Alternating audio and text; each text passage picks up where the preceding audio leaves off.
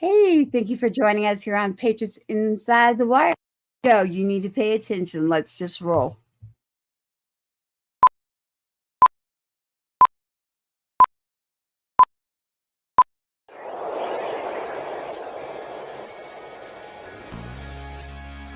Giving a voice to the voiceless. We share the stories behind our freedoms and the ultimate sacrifice of those who protect us all. This is Patriots Inside the Wire.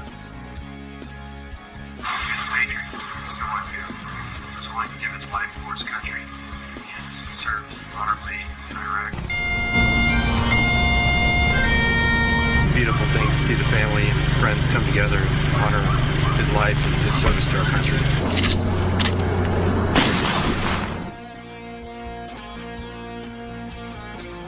Great to see you guys out here. This is awesome, really. Welcome to the Patriots Inside the Wire broadcast, hosted by Gold Star mom, Tracy Two-Step. Hey, how are you doing out there? It is Thursday, and we have had so much going on that we wanted to bring to you tonight. We're going to jump right into it. Jim, how are you doing? I am good. What a day. Good. Good. We have a very, very, very special guest tonight who's family to me. And what I want to do is jump right into this because good old technology kind of stumbled us up a little bit, but we're all good.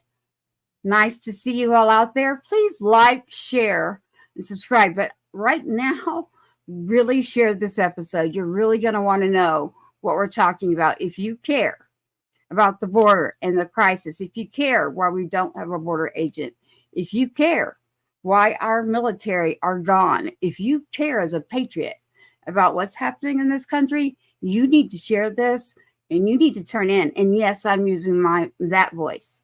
Thank you. Welcome to the stage and let's go. This is Mrs. Marie Vega. Hi. Hi there, finally. Hello, ma'am. I haven't seen her in so long. I'm sorry. Let me be nice. Jim McCollum, this is Marie Vega. And Jim, this is Marie. Marie, Jim. Marie, an absolute pleasure. Likewise. He's a Gold Star dad of Riley. And we'll get into that a little bit later and let him tell about it. But he's got his picture up right up above him. Marie, it's been a while. How are you? Hanging in there. You're Today hanging in is there. actually Harvey's 10-year, 2-month anniversary, since he's been taken from us. So it's been a rough day. And my heart is right here for you. Not a lot of people know, Marie, that you and I literally have worked on things in secret. And I don't like to use the word secret, but we've worked on things because of what's going on in our country at the border. At a time when people said, remember, y'all can't say the word border. Yeah. And it's really bad when you tell mothers or a father and they lost their child and someone tells you, you cannot use this word. And Marie and I did a lot of work last session. Ironically, she's behind the scenes grabbing information.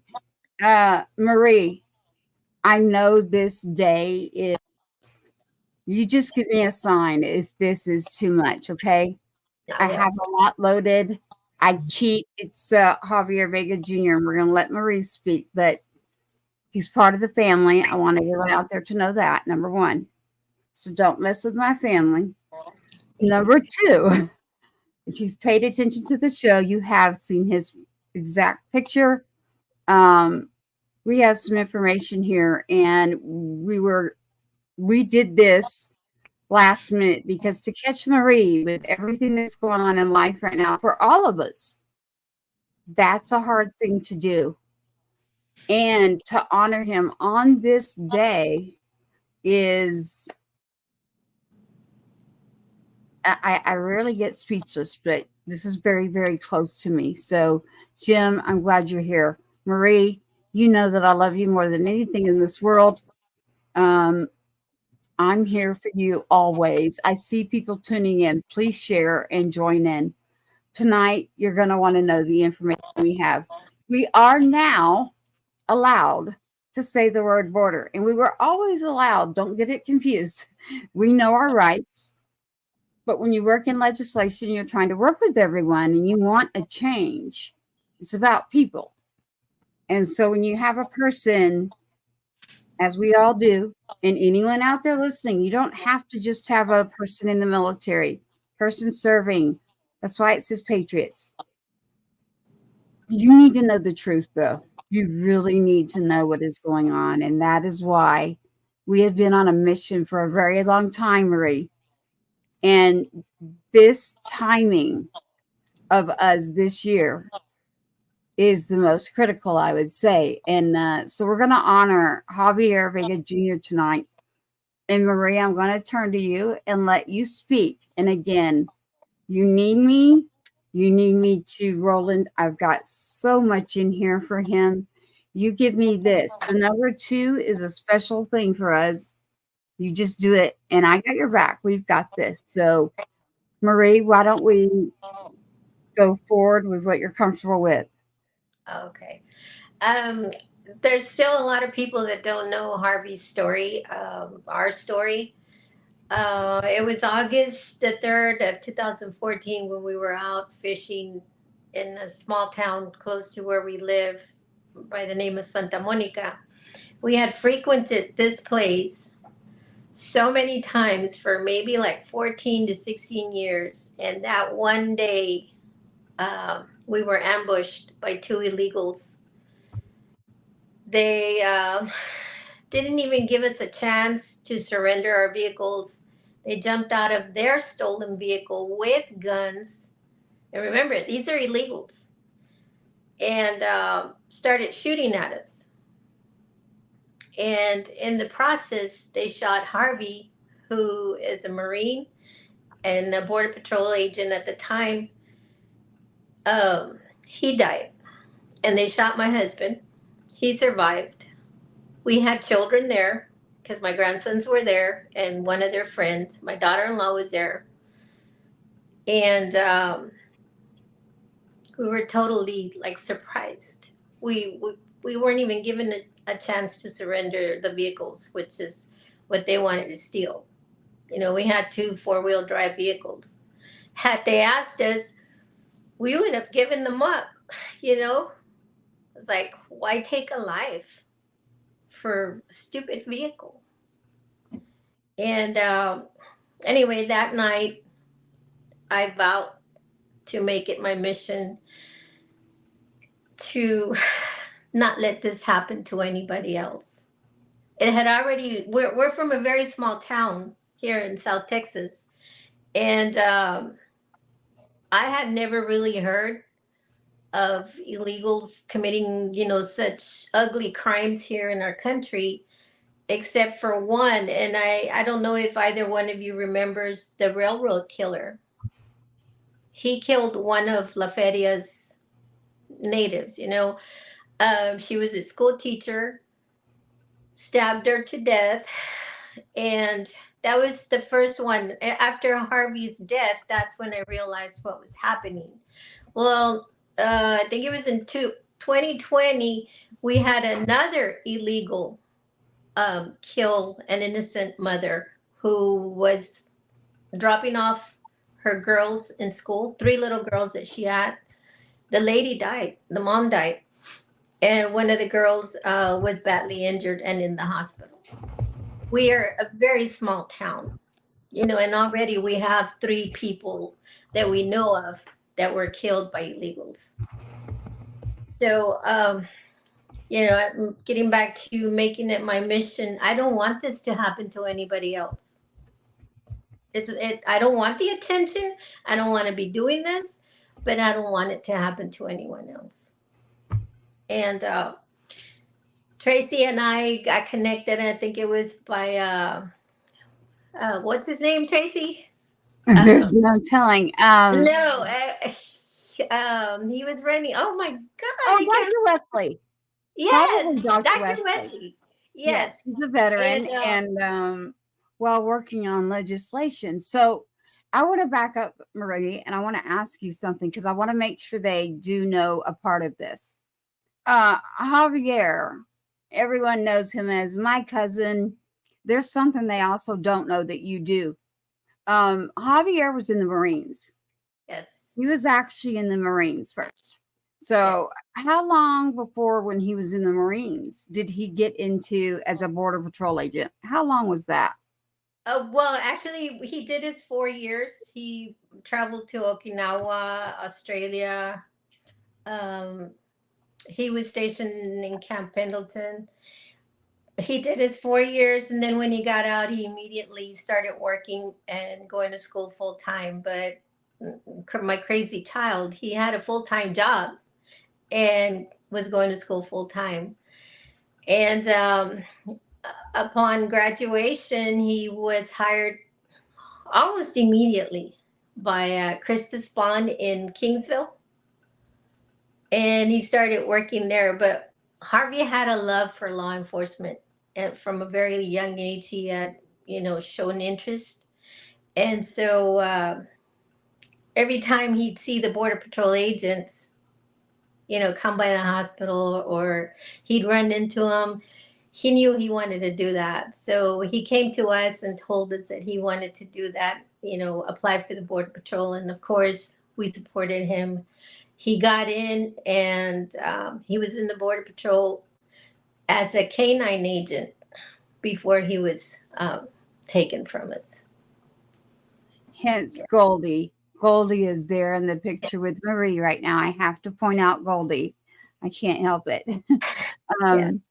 So Marie, that's important. I wanted everyone to recognize not only do we have a Marine, but we have someone that recognized way before Title 42. And in a minute, if you don't know what that is, we'll tell you a little. But Marie, every one of us on this screen right now has lost a son serving our country. Same as Javier there. When you're a Marine, you're always a Marine. Like, I've been told that so many times. And then again, Jim knows like the jokes that go around about crayons and like it's like this whole educational thing because me, I'm very familiar with the Army. Now I'm very familiar with each branch, but originally, we have worked on solving things and solutions or speaking up. We really have put in effort as far as speaking up. And our biggest effort that we've done, and we're going to continue no matter what. And Jim, we're pulling you in. The border crisis. Now we are in Texas, and this is where Javier was stationed here in Texas. So Marie, how many years was he in when this happened to him as a border agent? 6 years. 6. Wow. On top of the 4 as a Marine. Yes. So 10 years. And today we're hitting an anniversary. Right. Yes. Like my heart, I can't put this in the screen, but trust, it's like this. I feel like I just went down a roller coaster and I don't like it. So I love you. And I'm here for you. You know that. We have a message and I know you do too. So I'm going to let you do what you know best as far as what you would say. And then I'll chime in whenever you want. You can use 2-step. You can say Sergeant 2-step. You can say 2-step act in your story as you go down. I am completely open as a book truth teller. This is why we opened our own platform, everybody, so that we can have the full truth. In this country right now, I say you're a person. I don't care where you're going. I don't care where you're leaning. If you got a R, a D, a L, or any other initial by your name, this affects every state now. I don't care if you're a border state or not. We were trying way before. So Marie, can you take me back? I know that you have been called, to come speak here or go do this. And you're one of the true ones that really has led a path and grabbed me on the way, because I've never said this, publicly, but so Javier was mentoring me, literally. Yeah. when my son was killed. And he would tell me things about what was happening being a border agent and what happens about the illegal activities, and but also to comfort me and to make sure that him, his family, we are all one, we're all family. We're gonna make sure you don't go anywhere. And this is why I'm telling you this, because the craziest part of this whole thing is that Marie did not know, and I didn't even know at the time. She did not know that he was mentoring me. And it's the craziest thing because we're connected as family, but we never went there. We automatically jumped into survival mode and how do we save others? And so we started talking not just about our own private talks or our children. And I went, wait a minute. And she goes, how did you get that picture? And I said, what are you talking about? And she's like, I had a picture. And I'm like, oh, I'm with him in his, we've been doing that for years. And she's like, you've got to be kidding me. And I said, no, he was mentoring me nonstop. And I was like, I didn't know that Marie didn't know. So it was just one of those things that happens in life where you're going, wow, okay, he didn't tell you. I didn't know you didn't know. And so I am grateful. I needed it. But he did teach me quite a bit about what comes across the border. And I know why he went back to serving.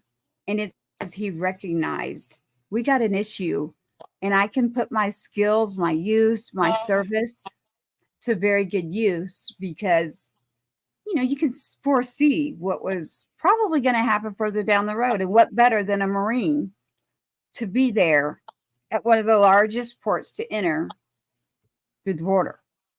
And so for Javier Vega Jr., I want to say his name, Javier Vega Jr., Maria is his mother.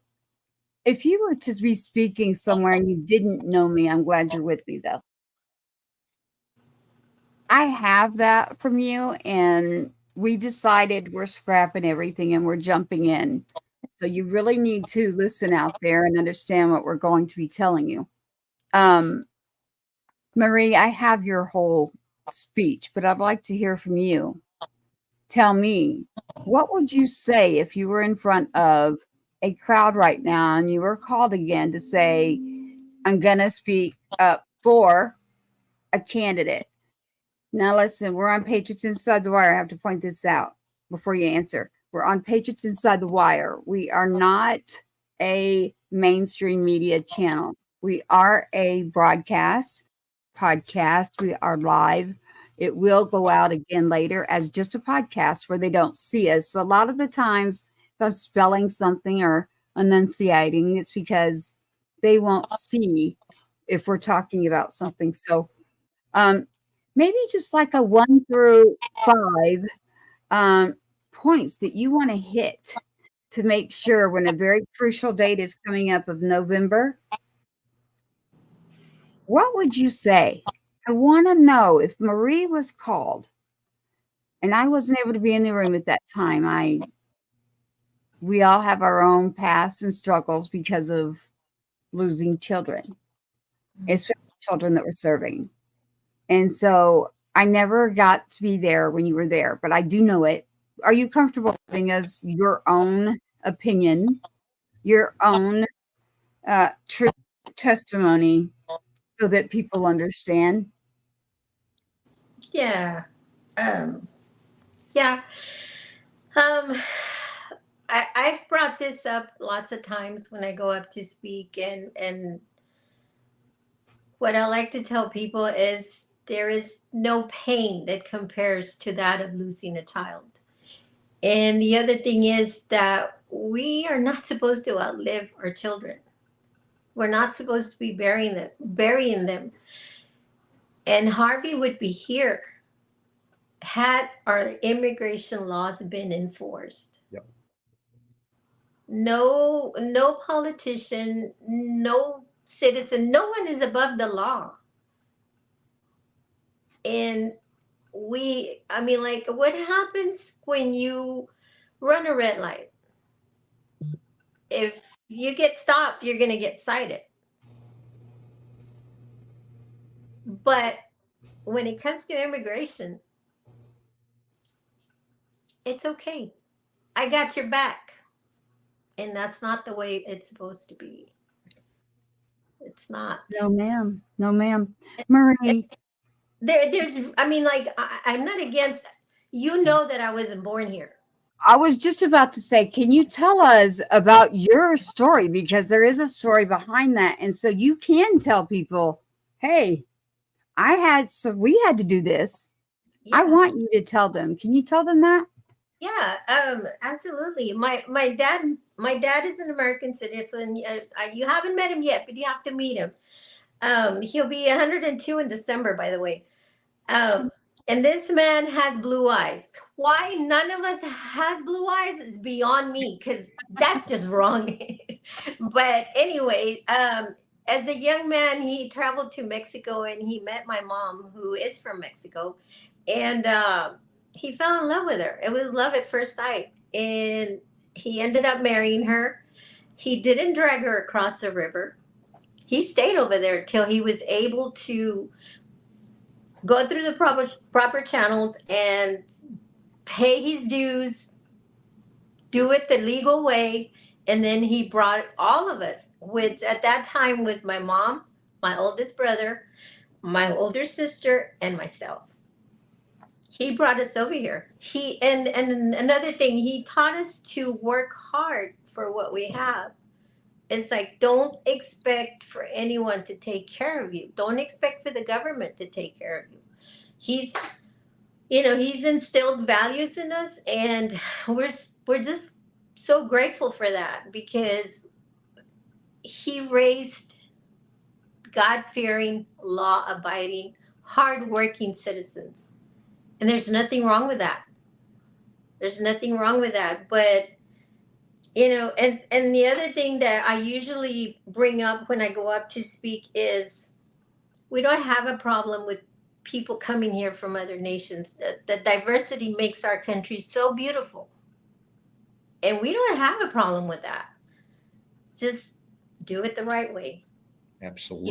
You don't have to come over here, force your way into the country, force the government to take care of you. No. You want to come here, it's beautiful. Take pride once you get here. Take pride in being here in America. There's no country like ours. But that's just me. Well, so Marie, it's interesting because when we talk, we're able to like go for the gusto there. I just saw it happen. Go for the gusto. I don't hide anything. So not only did you go through the proper process, because there's a process, Yes. there are reasons that we have laws. There are reasons that we need that structure. And in the Constitution, whether it's our rights, it's our freedoms, it's us sitting here talking tonight, and we actually have children who are actually fighting for that. And then you've got someone who is out and decides he needs to work as a border agent. I want everybody to pay attention to what she said. Javier Vega Jr. This is hard, I'm sure, Marie, to get out. There are points of mine I can't either. Javier Vega Jr. had illegals come up. This is before Title 42 lifted. And for those of you who don't know, this is why I want you to get educated before you get out there and vote. Title 42 lifted under the current administration. Don't attack me. I'm telling you that the truth here. Jim's here. We've got security backstage. We are all good. We want you to understand exactly what has happened to people. And so we're not trying to tell you what to do, but we have that freedom. We have that right just like you. So please do not send us anything unless it's positive and you want to be educated, updated, informative. If you just want to know another side. So I'm just telling you right now, I have to point to Jim, and we do have the security. Do not come after us. Our kids are gone. We're only speaking out to say we are in a point. Freedoms, our Constitution, and everything that's happening right now. Not only did Javier already serve as a Marine, you went by that fast, so I'm going to do it for you again. There were several illegal, and some people use the wrong terms here, Marie, and I'm going to let you pick the term that you want. I've seen people literally argue over this. It's ridiculous. So you're not censored here, by the way. I just don't say the F word unless I'm mad. So I try not to. I'm sorry, y'all. I notice I'm holding a pen. Do not make fun of me. It's Marie. 3. It's 2 or 3? 2. 2. Okay. And I have something I'm going to pull up in a minute for everyone out there. We have 2 illegals. Whatever your second word is you want to use, they were not supposed to be in the United States, period. Yeah, And these guys had been deported multiple times. yes. Thank you. I wanted you to say that. They had been deported multiple times. This was not like it wasn't known. This is where our system, even then, now I want to point out, at least to me, you speak it, Marie, because you'll tell it like it is. And not that I don't, but it's your story. The border and the crisis then, I mean, we've already got 2 illegals that were deported multiple times, have come over and killed a Marine and border agent serving.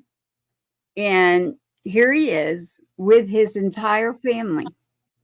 While he's with his entire family, and that's my family too, so this is really heating me up. Not only were little kids there, a mom, a dad, and little children, and a wife, his father. Javier is a strong, strong individual. When they got Javier, and I know why I need to do this for you tonight, Marie, he had to figure out, and it's a thing now, my face up there. There's a reason that he had his gun. There's a reason that he was prepared, not even knowing that this was going to happen in front of his family. Not only did they go by several times, even Marie noticed this. I want to say that when he was shot, Javier was shot. Marie's thoughts are the kids are here. But ironically, as the mother, she was one of the first ones to notice some suspicious activity, keeping her eyes open, but there's little kids there. Javier's father, Javi, which we love dearly too. Javier Jr. watched his father get shot after he was shot. Javier Vega Jr., I know this is hard, Marie. It's hard for me. Crawled over when most people would have been just taken down. This is the Marine in him. Crawled over, grabbed what he needed to grab, and was able to fire back. And can you go from there instead of me? Tracy, so what happened was Harvey was shot as he was coming up with an AR that we had sitting by the tire, by the truck, leaning on one of the tires. When I first heard the bullets, I actually fell back on my chair because I was sitting watching everybody, watching the boys just, casting their fishing rods and doing their own thing. And I fell backwards when I started to hear the bullets, and I saw Harvey go down. I couldn't get up on my feet. I just could not get up on my feet. I don't know. I just kept falling and falling. So immediately I started crawling towards Harvey. And when I saw that he was shot, I picked up the AR and I started firing back. And Javier, who had his concealed weapon on him, did the same thing. Javier, my husband. And I think that that's the only reason that the scumbags ran like little scared chickens, because they didn't expect for us to return fire. And to be honest with you, if we hadn't returned fire, they would have taken everyone out to leave no witnesses. Right. There's no doubt in my mind, because that's the type of scum that they are. I'm sorry, I just get. Oh, I wanted you to. I knew I needed to open that door for you. It's don't apologize, please. This is what they need to hear. But I want you comfortable, and that's why I'm opening a door for you. And then if it's too much, you say, I just do that. And I got you here. So as that happened, there's two individuals. They actually ran off scared because they did not expect you to have what you had. Right. Where are they now? And what happened from that point to the next point after the shots were fired? Well, unfortunately, because of the rights that these illegals have, one of them's still sitting on death row, waiting for or trying to use up his appeals to get away with what he did, which is Tijerina, the one that shot Harvey.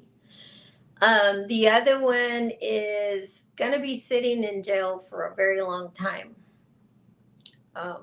We didn't go to trial on that one because we accepted a plea deal, but and the only reason that we did that was because we didn't want to expose the children to testifying anymore. It was, they had already lost their dad and they had to testify in the first trial, and we just couldn't do it a second time. No, so we've got one that keeps appealing. Yeah. Nonstop. And our fear is that with everything going on right now, I mean, here's your cell phone, here's your money, here's a place to live. I just have a real problem with it. You know that we both do. It's your son that was the one that told me what I needed to know because of what happened to my son. That's a very generic obituary, everyone, so don't pay attention to that. But like the two-step fact, we worked together behind the scenes because it's Javier Vega Jr. right there, who said, Tracy, one of the number one issues that we have are these rental cars. We can't do anything. The police can come, but we can't do anything. There's nothing. We can't arrest. They aren't in trouble because there is no law. I'm like, what are you talking about? There's no law. And so I'm like, oh my goodness. So as the military's knocking on my door and Javier Vega Jr. is trying to keep me from breaking. Yeah, I did break, but keep me from falling in a hole. Marie, has been multiple times and spoke in person. But it was before what I'm going to give my own opinion to turn it right back over to you. What I see as we were working on the two-step back. That's legislation. You all can go look that up. Marie and I will continue to do this. This is something that her son, Javier Vega Jr., found me and decided I needed to know some information. And this is something that he was watching my back. It was like having my own security person telling me, be careful doing this, and this is what you need to pay attention to. And are you okay? Now Marie didn't know this. So it's just interesting how things work. Marie, do you remember that we were you're physically working on things where you're at, and I'm running into the Capitol, as Title 42 lifted and expired. I was there that day. Can you tell us about Title 42 before it expired and your thoughts about after it's expired? I can tell you one thing. 3.5 years ago, up until 3.5 years ago, we had a voice. We had someone that had our back, that knew right from wrong. He wasn't an attorney. He did, yes, he, he wasn't somebody that studied the law, but knew it. And once he was gone, our voices were lost. And so once that first day in office, when this administration started, I don't know. I got lost. I'm like, okay, we have nothing. We have nothing with these people. And just to see them undo everything that was done for the interest, not just of the R's, but the R's, the D's, and the L's, like you said. Yeah. Well, and people, we all have a heart. So that's why I'm quick to say, be careful here. Yeah. Careful what you say. Mhm. Careful about judging. You don't want to tip someone over the edge, but you also don't really understand because you're not in their shoes. Right. And so, Marie, you have been at a round table where you were actually asked questions and what can we do and how do we do things here? And what administration was that under? The one from the other 4 years, not these. I'm okay with saying it. Okay. I'm sure Jim's Under okay Trump. with saying it too, right, Jim? Oh, We'll let absolutely. Jim say it. Donald J. Trump. There you go. Jim Yeah. can do it. And I remember him like talking. I remember everybody that was there. And when it was my turn to talk, I did speak up for the Border Patrol, and I did tell him they need someone like you. You're the only one that can supply them with the necessary equipment, with the support, with everything that they need. You're the one.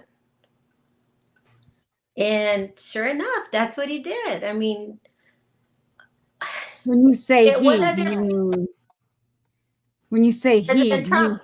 And President Trump. Oh, okay, gotcha. Okay, Can I add something real quick? Yes. Sure. That I find it beautiful because I have met the man. I have witnessed the humanitarian side of him, the compassionate side of him. Mainstream media doesn't share that. No. You've experienced it, and I can see it in the way you present that. He is the most caring, generous, compassionate person There you go. I think I have ever met, especially somebody in a position like him. He doesn't need my support. He doesn't need anything, but I'll tell you what, he doesn't need it, but he gave me exactly what I needed. Yes. And it sickens me that he is portrayed as this demon and that he's vilified no matter what he does. It's heartless and it's disgusting because those of us who have met him and interacted with him, we see the man for who he is. He is a wonderful human being. You know, Jim, after the round table, I was asked by somebody very close to me, what did you think of him? And the first thing out of my mouth was, he is the most compassionate, understanding man, president that I have ever known. And it has been an honor for me to meet him. And I'm glad that I've been around him maybe like 4 times, but the sincerity in his eyes, in his words, yes. I mean, it's there. And you feel that embrace, even if it isn't there, you feel yes, those comforting arms wrap around you, and it is genuine. You look him in the eye and it is real. It's not fake. We've all seen enough of the fake side where you can look somebody in the eye and you know when it's genuine and it's not. And that man is genuine. When you will let me talk, I have a lot to say on this whole thing. Oh yeah. Since I started, I had 6 hours to drive today, and I'm following your story, and I'm finding as much information as I can as I'm driving. And I was infuriated. And right now my shoulders are so tense. It's that Marine dad in me, that father in me, knowing what happened. And I just met you a half an hour ago, 40 minutes ago. Your family, your son is a Marine. And it's a whole different lifestyle being the parent of a Marine. And I don't want to cut out the Army or the Navy or the Air Force, I but was about to say hello. Marines and So, Marines, and man, I feel all of that. My shoulders are so tense right now, and I am so pissed. The story broke my heart. You have a beautiful family. The pictures are absolutely amazing. His story is amazing, and it is devastating. It's heartbreaking, and nothing but love and appreciation for you and your family. One other thing I'd like to throw in there is somebody that did it right. We have one of the 13, Humberto Sanchez's mother, also just became a U.S. citizen. She did it the right way. yeah. Coral is the most amazing, beautiful human being you will ever meet. And you will not meet a more proud American than her. And Donald Trump helped her get, there's always roadblocks with your citizenship and everything. Yes. And he actually helped her to get her citizenship.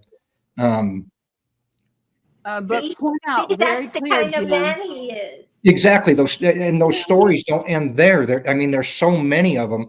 As you were speaking, it's like I have 1,000 Yes. I mean, all these instances things where I are can share. yeah. Yeah. No. I want to point this out as a disclaimer real quick. Donald J. Trump did not do anything he wasn't supposed to do in order for her to receive that. Yes. I'm making that very clear, because when we say he helped, some people say, oh. No. So I'm just here to make sure everybody understands. I'm going to police you. And I might have worded that incorrectly. Yes. No. He did everything appropriately, correctly, but he reaches out, just like each one of us have had a situation. And basically, he supported her in the process, is what he did. And which made it more beautiful, I think, for her. I haven't actually talked to her about how she felt about that, but I know that relationship, her relationship with him, is beautiful because of his support for her. And again, you will not find a more proud American than Coral Doolittle. Yeah, I know what you're saying, because I remember, now I can kind of control my crying. I mean, it hurts, and you probably know what I'm talking about, both of you, because we all lost a child. But I don't know. It's just the way he holds you, the way his arms have the right what is it? Help me out, Jim. Compassion, empathy, it's such a comfort. Personal Comfort. Yeah. Comfort. Yeah. So yeah, I know, because and then his words. I mean, just him coming up to me and whispering, and I have yet to tell anybody what he whispered in my ear. I will never. You will never get that out of me, because I just think that is so dear to me. That just the things that he told me. Yep. So yeah.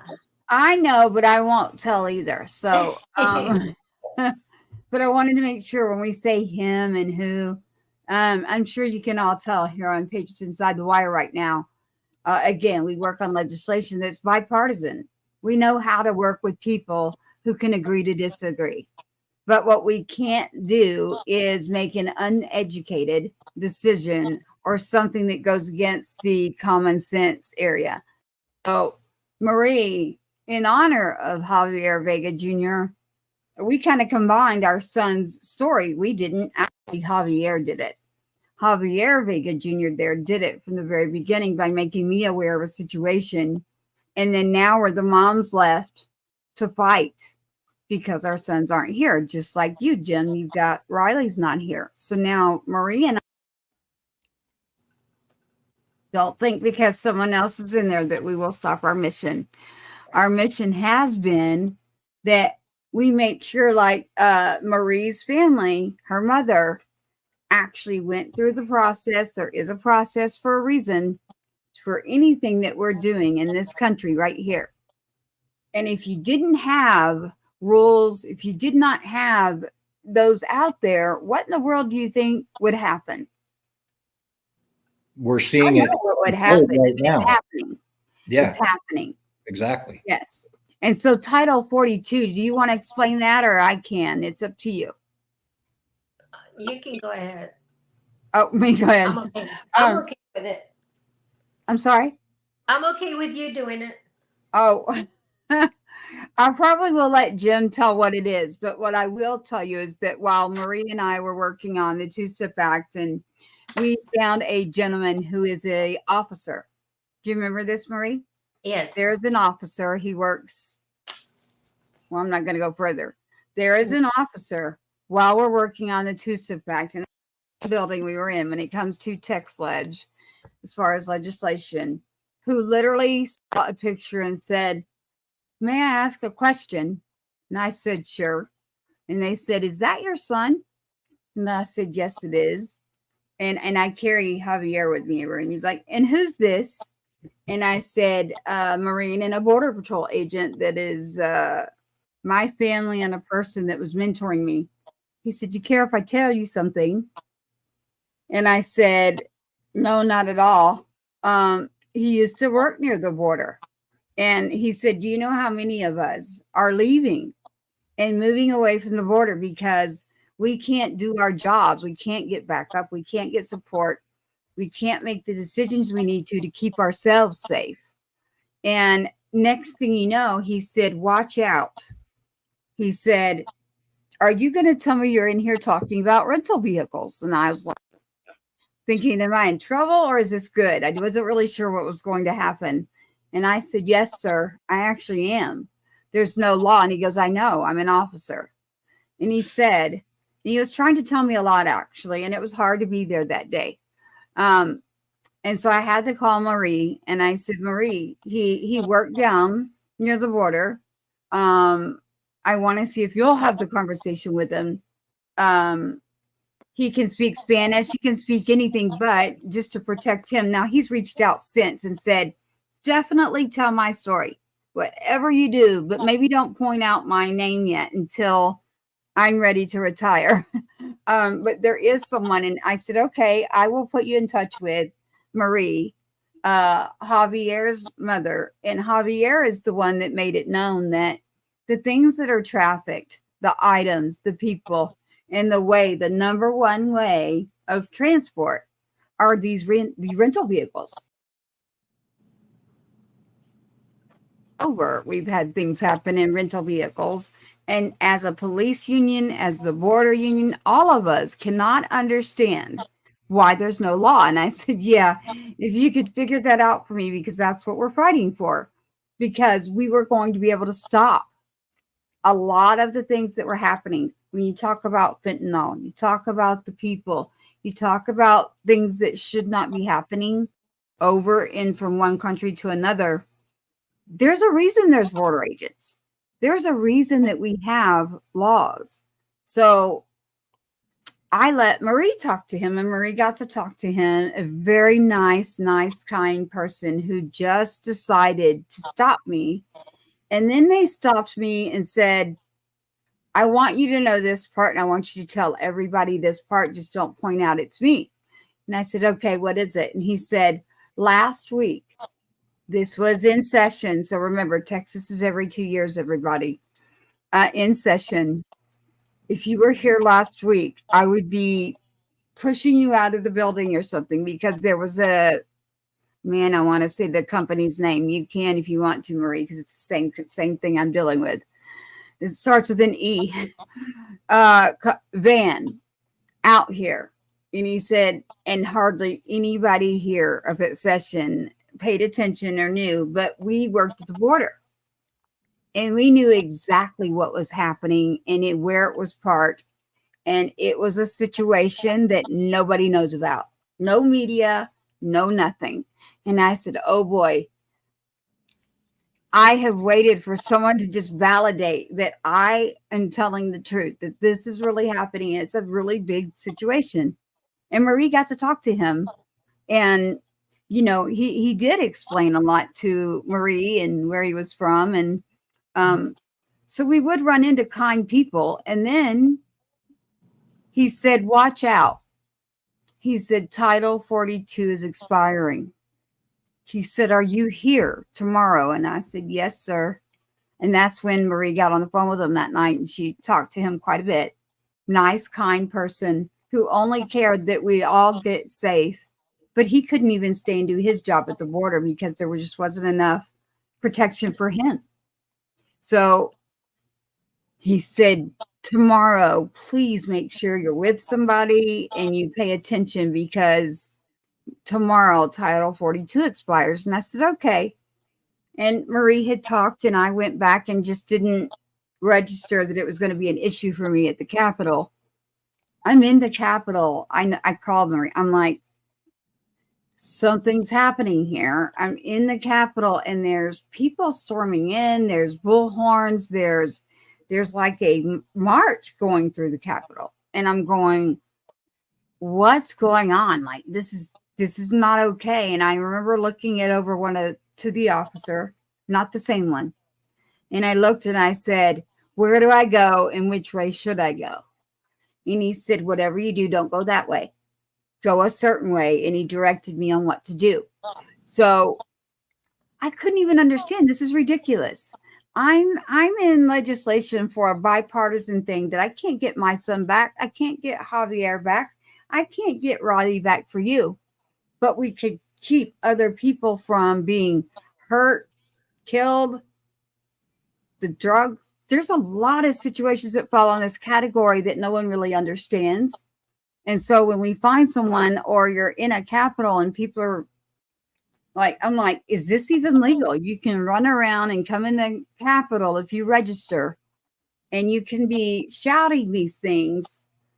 Like, to me, it was like I was not in Texas. I'm going, this does not happen where I'm at.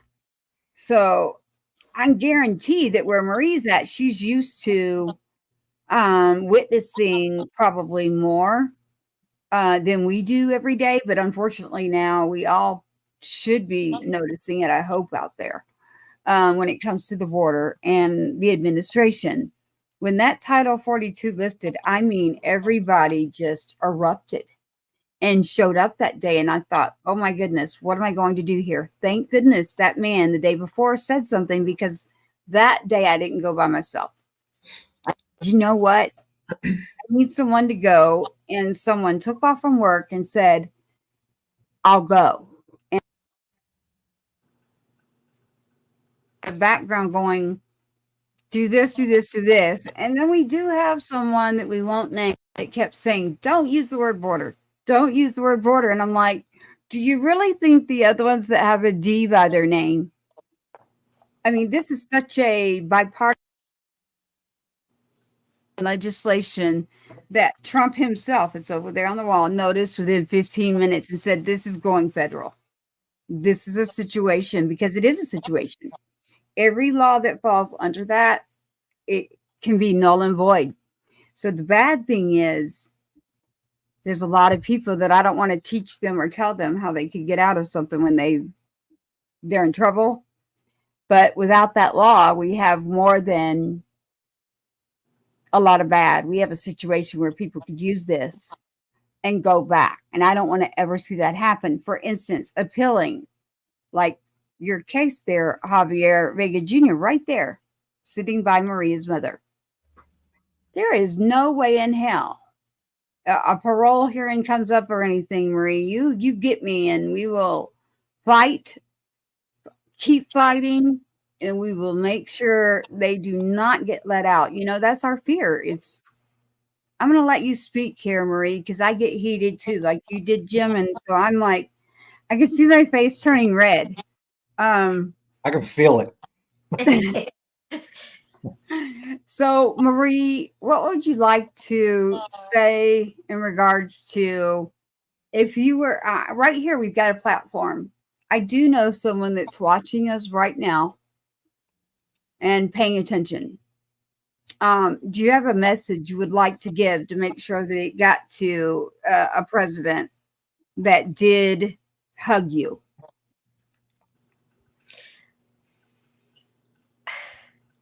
You know what I told him when we were after the roundtable? I told him that if he ever decided to run again, he would have our full support. And he gave me another hug and said, thank you.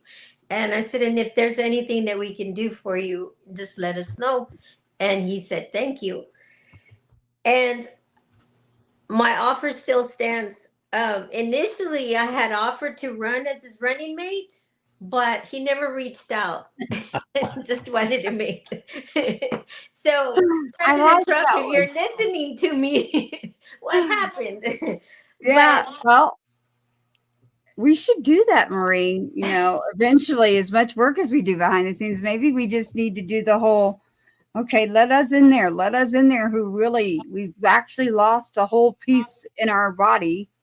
And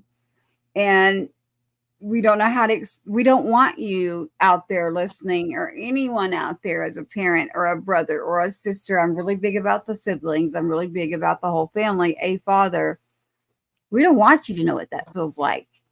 And so continuing our work is important no matter who's in office, because the only human decency and kindness has to be there for something so common sense, simple path. You can take this one step and actually solve a lot of things that you can't do on a major scale. So why can't we do just a step? Why can't we just take that step? And we were used to working with a different administration. Each one of us on this screen has done that. As Marie mentioned, yes, I worked in legislation. I will continue to do that in honor of Sergeant Two-Step, in honor of Javier Vega Jr. Jim will add Riley McCollum to that. It affects everyone and everything. And one of the last conversations that we got to have with Javier, I got to have with him, was whatever you do, do not stop and call my mom if you can't get me, because she will do exactly like me. She will stand up and she will not let you fall. And I said, okay, you've got it. And but I learned everything because a person that was working there, again, this happened to us again in session. We've got a border agent and officer who said, hold on. And in this session 2 years ago, we ended up having the police union, the border union. We had pretty much everyone you could get involved in this, but with Title 42 expiring, with the current situation that we're in, everything just kind of went on a back burner, and we still aren't really clear here. We have good people out there that are doing good work. We just don't have a lot of people understanding that the work is for everybody. It's not about one. It's all about the masses of some, but we aren't going to sacrifice the one and forget about them. We're going to let you know we're not okay with it, and it's still not okay. But Marie, as far as Javier and you, I'm going to stop talking so you can wrap with something that you'd like to say. You know, I'll bring up in a minute the injury reports. I've got all of the stuff here of Javier's, and I'll bring that up. But I wanted you to continue, and I also would like to give Jim the opportunity to ask some questions as well. Are you okay with that? Yeah, I'm good. Okay, good. So either one of you, Marie, you can continue, or do you want Jim to chime in here and ask? I want to hear Jim. I thought so. Since 2014, and probably before that, we have lost any semblance of what legal immigration looks like. We've coddled illegals to the point where they have more rights than we do. And I mean, in today's world, like right now, today, it's even worse and more in your face than ever. And that is so, as I was understanding your story and following it today as I was driving, that's the part that, for lack of a better word, it pissed me off. It was happening. We saw it happen under the Obama administration, and we've seen it happening for decades. The influx of illegals and the way they're treated versus American citizens. And given what, I'm going way off the rails here, but given what just happened on the East Coast, and now we have no money to help American citizens that just suffered a devastating, life-changing, natural disaster. There's no funds left to help them because I heard, I think it was on Mark Levin, $1.4 billion has been spent to cater to the 20-something million illegals that have crossed the border under this administration in 3.5 years. $1.4 billion to house them, to give them money, to feed them, whatever. And FEMA is broke. They took the money from FEMA and spent it on illegals. That's just wrong. And now they're saying any other hurricanes that hit, they just don't have the money to help. The money we've given overseas, the money we sent to Ukraine, to Jordan, to Afghanistan, and we continue to send money, not another penny should go anywhere until we take care of our southern border. We stop this frickin' fiasco and we help Americans. That's a little bit off of this topic, but it all kind of ties back together. It's got to be America first. It really does. Oh yeah. Again, we've gotten so far removed from what legal immigration looks like that we just allow it to happen, and now it's acceptable, and that's just wrong. Without laws, we have no country. Without borders, we have no country. We've got to take it back. We've got to get control, and like you said, you don't want this to happen to another family. And unfortunately, the way it's going, it's just going to continue. It's heartbreaking. As a patriot, as a father of a Marine, somebody who absolutely loves this country, it is just devastating to see what's happening. And Tracy said it earlier, it is not just a border issue anymore.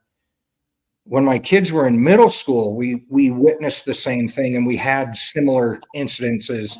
My daughter's phone in middle school got stolen out of her locker. They were able to track it down, who took it. They have the videos and everything. The police wouldn't do anything. They didn't want us to press charges because the parents are here illegally. Like, what in the hell? You got an 11-year-old girl who just had her phone stolen. She is now a victim. Born and raised doing the right thing, great kid, great student, wonderful, member of the community. She's now a victim of a senseless crime. Granted, it's not on the same scale, but it's never ending. And there are a million stories like that. No, we're gonna cater to them. We've got sanctuary cities. We've got this. They get more rights. They get more benefits than our military, our veterans, active duty. It's just heartbreaking. I guess it wasn't a question in there, but it was weighing on me, and I totally get you. I understand everything you're saying, because since that day they were catered to, like you said, and it was like, Harvey didn't have any rights. Yes. But they have every right in the world. And your family is victimized every time this comes up or an appeal comes up, or we're just going to cater to and coddle. It just rips that scab off and opens that wound up every time. And we got to get it back. And, Title 42, I want to say it was like 2.8 million immigrants were sent away during the Trump years. Once Title 42 expired, that opened the floodgate, and holy hell. I mean, you can look, I think it was 94 executive orders that dismantled the border and everything that Trump had put in place to secure our border.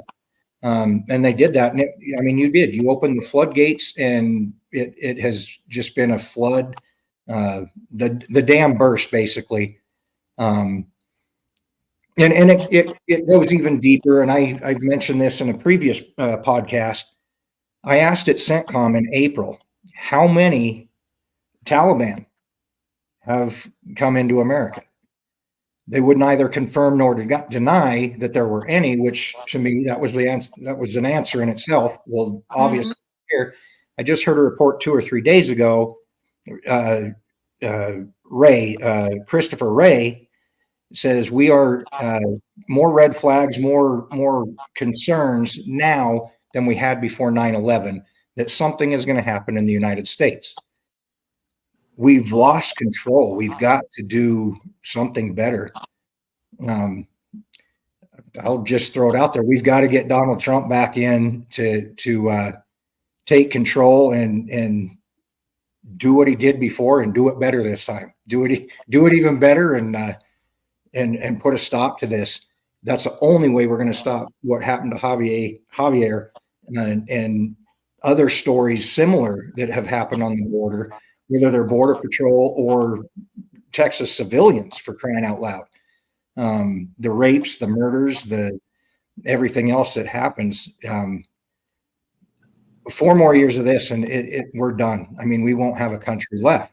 So we've got to do something. And the only way to make sure what happened to your son doesn't happen again is as a country, we've got to say enough is enough.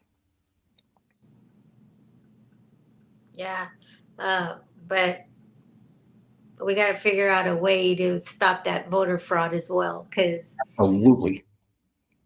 My president is President Trump. It's not Biden. Absolutely. Sorry. Absolutely. And I'm not convinced that isn't why they've allowed this to happen, because you throw them on voter rolls, and by the that's going way off in the weeds, but I can kind of see that happening. Yeah.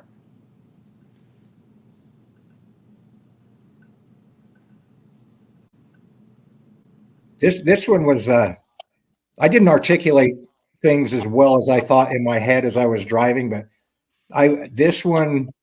there was passion in wanting to be here tonight.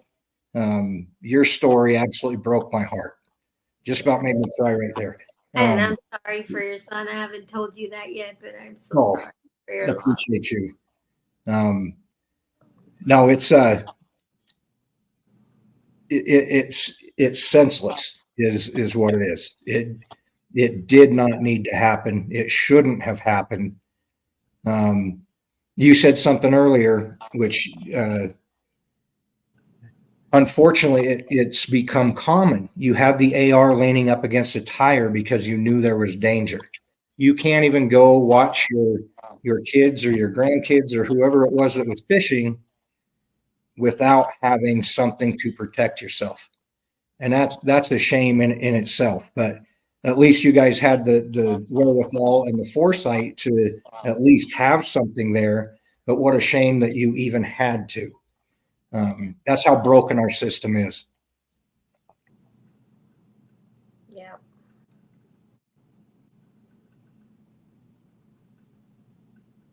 Good looking kid, by the way. He's handsome. Yeah. How many Marines do you have? Me, just one. This one? Just one. I have to, right, Tracy? Yeah. No, I'm the proudest mom. I can't convince my daughters to enlist yet. I'm going Yeah. to send no comment there. Marie knows how I feel. She knows Cash, and we just won't. We won't be doing that. I think we've already given enough.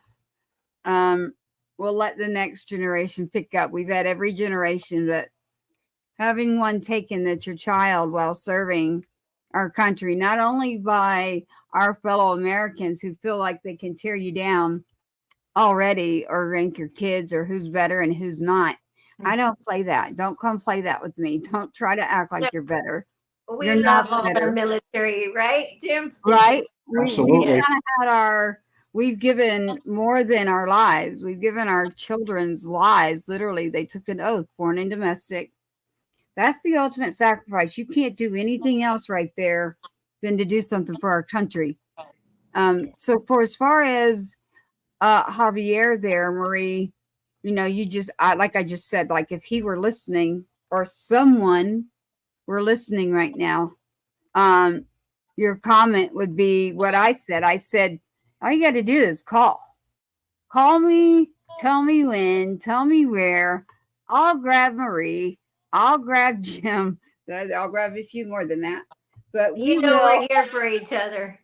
Well, yeah. I mean, and you know what? We're only telling the truth. So it's not like, but don't call me because you think you're going to vote for someone because you want a first time female. If I hear that one again, I'm like, give me a break.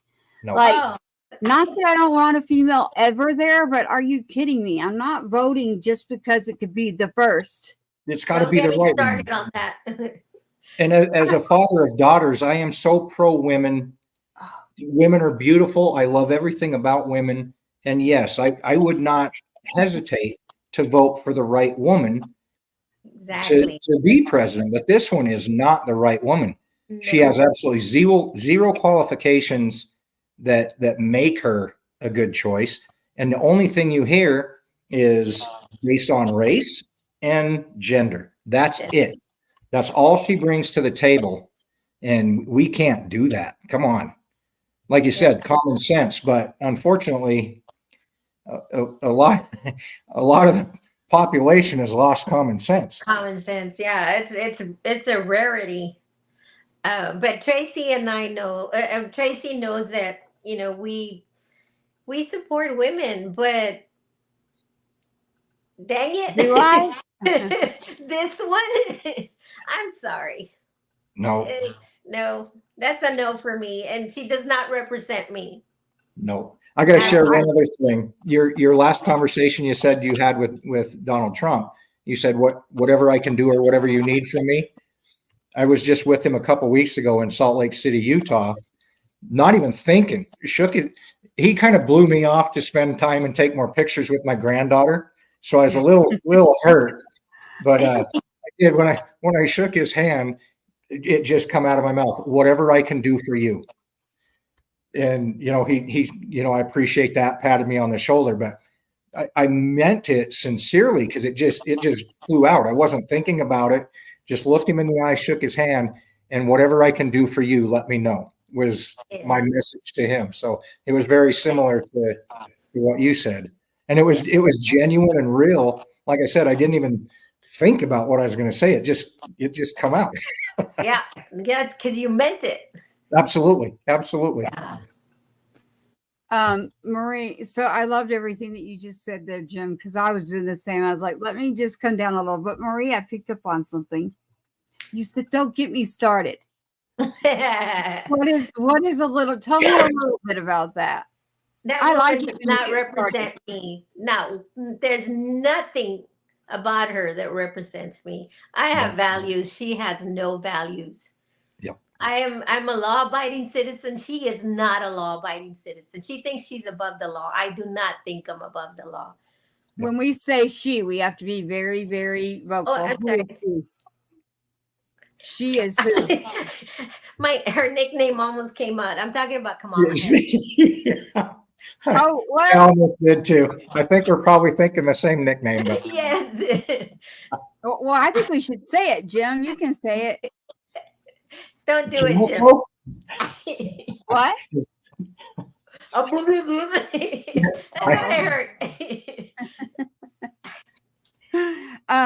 Well, just call moving her forward Kemala. from, I'm sorry. I just, if you know Spanish, I just call her que mala.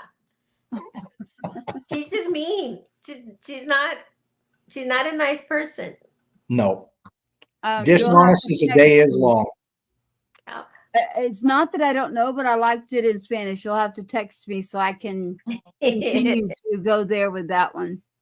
Okay. So again, I want to point out to everyone, I mean, I have a pistachio. I don't dip or anything, but between the cancer surgery, I'm sorry, my saliva doesn't work. I'm a very honest individual. As far as Javier, you know, again, we're talking on a day that is one of those days that make us, well, I break. I'm going to speak for me. Like, it makes me, I get anxious even before it. It's like that day's coming. It's like a trigger. Like if your son were here right now, Javier, I know him well, but I want everyone else to know. Why in the world do you think he was so concerned that I knew what was happening and that I understood something that was happening there that he would even want stopped? Well, and then mentoring me like that. That's who Harvey was. Yeah. He cared about everybody, and he was so loved, Tracy. I mean, you know, I saw the hurt in his coworkers. I saw the hurt in his Marine brothers. I saw the hurt in the kids he grew up with, because even till today, I have people reaching out to me and either sharing the story or, you know, telling me how broken they feel because they don't have him around. That's just the kind of person he was. It's true. That is true. You know, a lot of people don't know that you actually have two Marines. You know, I always like to stress this affects the whole family. It affects the siblings, it affects the kids, it affects the relationships throughout the family, going all through. And obviously on this show, we won't get into anything about details, but you know, I actually have a picture here. I'll bring it up because and us together, did I put it in here? Maybe I didn't because of a certain reason. Yes, I did. It's an older picture, but Oh, that kid is like 6'2" plus now and like 220 or whatever. So it's like he doesn't even look, he even looked, but still you could tell he's growing. So you haven't seen him in a while. Did you Well, see but my comment? I was like, whoa, what happened here? Yeah, you did see the picture then. The one that there's a recent one that I did and Yes. got it. Okay, good. Yeah. Yes. Yes. He's very, very, very fond. You know, we just we've always just been able to just go right into family mode. But you know, we have session coming up again here in Texas. Are you ready to take on that fight again? Meaning Marie's very good. Listen, I'm going to give her credit here because she won't give herself credit. Marie Vega is very good at when she researches, when she prioritizes or connects dots within a certain area. And actually, it's the same thing that Javier was doing, ironically. And he got it from you, Marie. So it's like Marie's in the middle of doing things during the day. We all have to figure out how we're going to pay our bills. No one pays the bills with us all being on this show. So it's like, yes, do we need a sponsor? Yes. But I'll go with that one and figure that part out and not go work at a broadcast station, because I know at the first day it would be like, oh, I'm out and everybody's walking out with me, or she's out. We're not keeping her. One of the two things would happen. So, and looking for sponsors, it's interesting. Going forward, and November 5th is approaching us.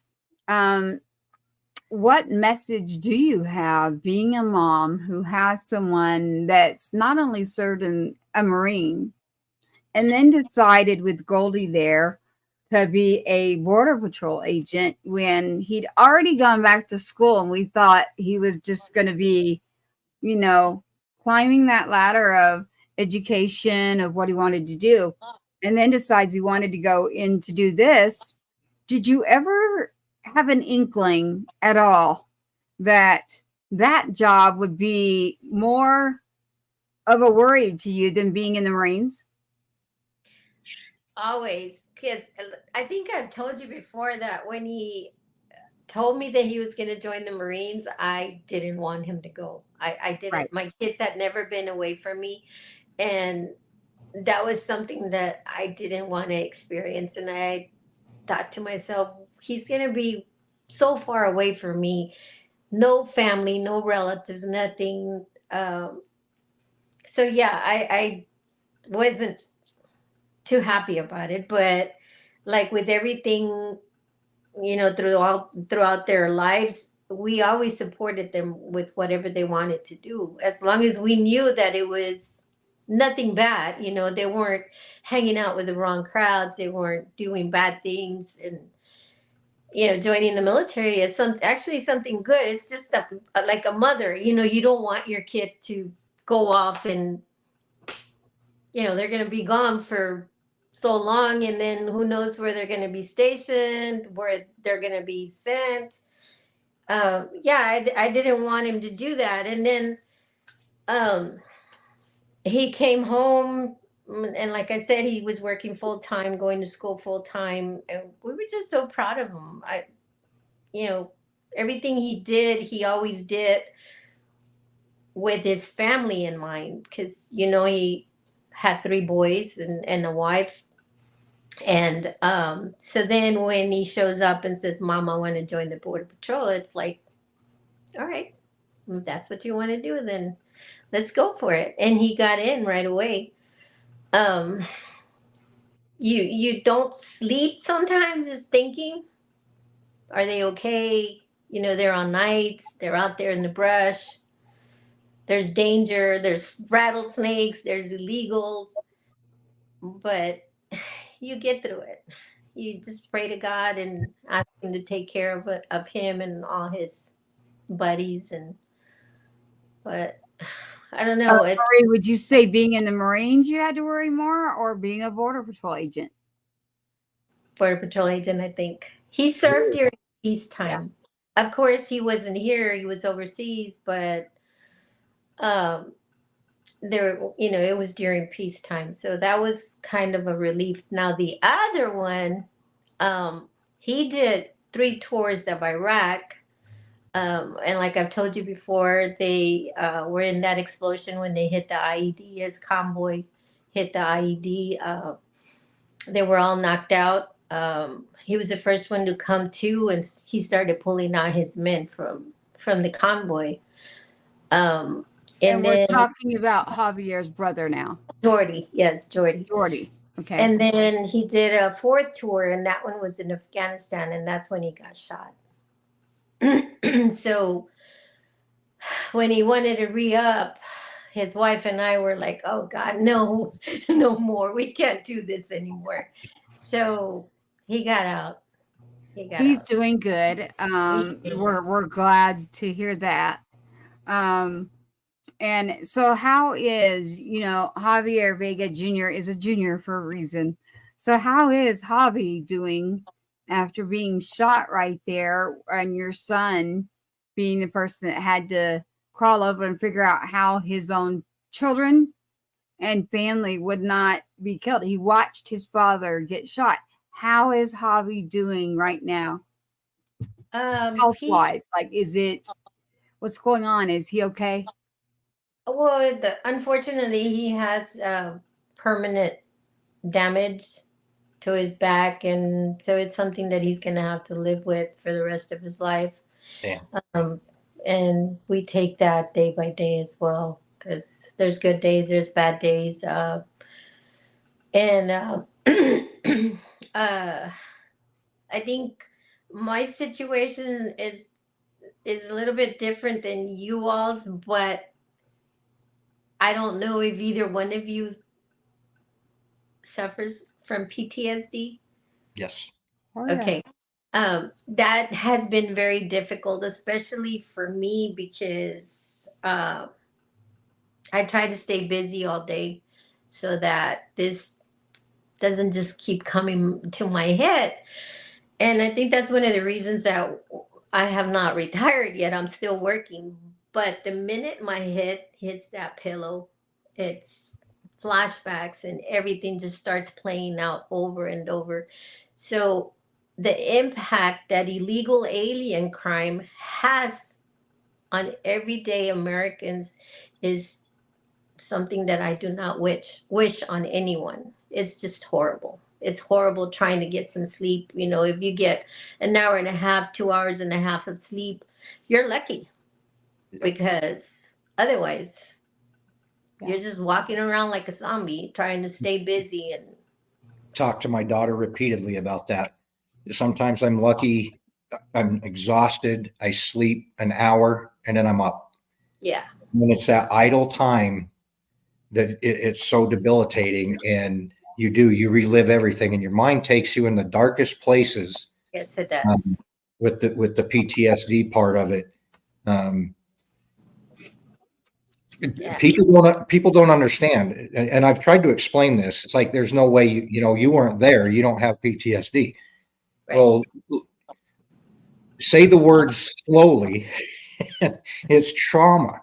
We're suffering from the most severe trauma we could possibly, as parents, ever face, Yes. and it is crippling sometimes. And yeah, a lot of times we smile and we go through the motions and it looks like everything is good. We're like that duck, on the surface everything looks great, but man, under the water we're churning, just trying to survive. It's funny that you say that, because just yesterday I told someone I'm tired of faking my smile, Yes, but it because nobody knows. I don't talk about it. Nobody knows what I'm actually feeling throughout the day, and just because you see me laugh or tell a joke, it doesn't mean I'm that happy person, because I am no longer that person anymore. I'm not. absolutely. We've all changed. We will never be who we were. Right. Um, Never. I will never be the guy I was before I got the knock on the door. Try as hard as I might to be that guy. He no longer exists. This is a new version of me, and I got to figure out uh, how to be there for my kids and my grandkids. Much like both of you, every day you're just trying to be you again, and you're doing the best you can to be you and be productive and find that little ray of sunshine where you can smile. But some days are harder than others, for Oh yeah. sure. Oh, yeah. Yeah. It's holidays and birthdays and I don't anniversaries. even, now, mind you, I'm only 3 years into this, but I don't do holidays anymore. And those were the most important things for our family. That's when we were always together, and it was such a memorable moment. They have lost their luster, and it's too painful to even plan for a holiday, because there's always that empty chair, Mhm. and that sucks. So it's easier to it's just another day, and I'll do something, and I'll be productive somewhere else. But yeah, holidays are no longer fun. Yeah.